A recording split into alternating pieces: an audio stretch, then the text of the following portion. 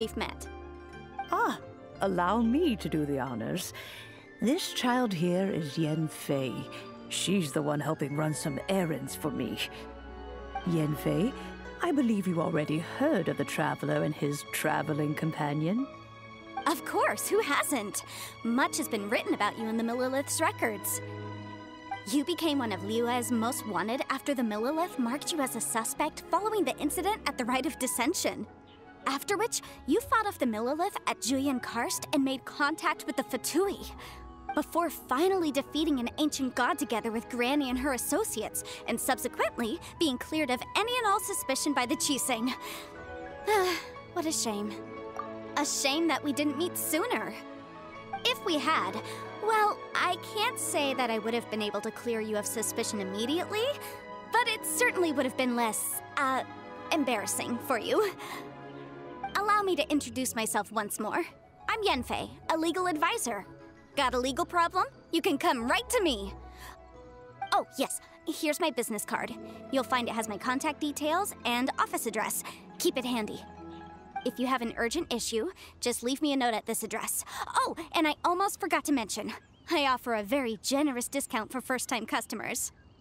All right, Yanfei, all right. Let's get to the business at hand.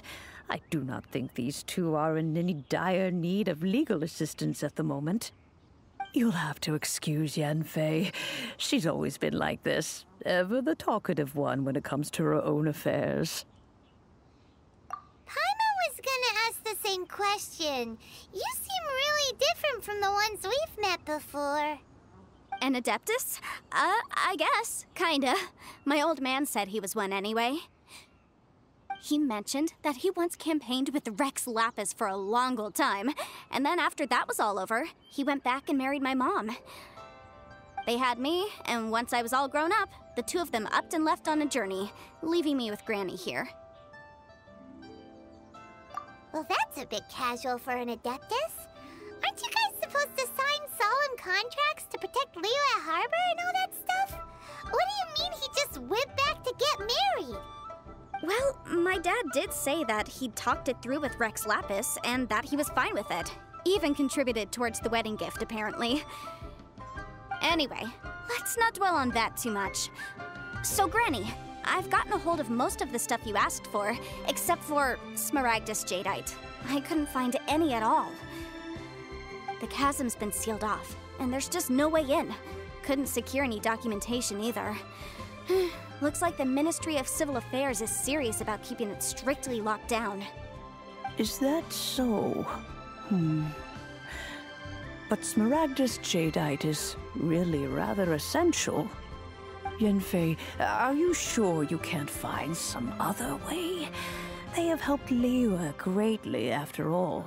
It is only right that they are duly rewarded. I know, Granny, you've told me 1,000 times already. Well, the chasm's definitely a no-go, but there's still a chance we can figure out some alternative means of procurement.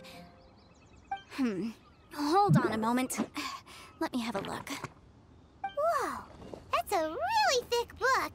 What kind of things do you write in there? Commercial consultancy. Or Snezhnaya. Ah, found him. Krusell. A Snezhnayan merchant who once came to me with some legal queries on certain articles in the legal codices.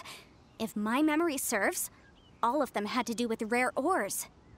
He mentioned that he was considering acquiring some Smaragdus Jadeite to make hairpins, and wanted to know if there were any legal ramifications that he should be aware of.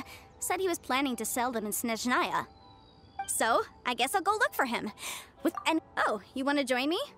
I suppose that's no problem, but it's best if you just stand by and watch. If you try to get— Wow, an Adeptus imploring us to avoid incurring legal liability.